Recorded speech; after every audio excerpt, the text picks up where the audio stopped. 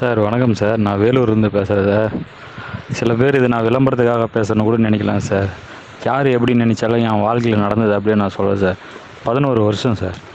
போகாத ஹாஸ்பிட்டல் இல்லை, எவ்வளோ இடமும் எங்கெங்கேயோ போய் பார்த்துட்டு வந்து கடைசியாக விட்டுட்டு சார். கடவுள் எப்போ எனக்கு கொடுக்குறாரோ குழந்தை கொடுக்கட்டுன்னு விட்டுட்டு சார்.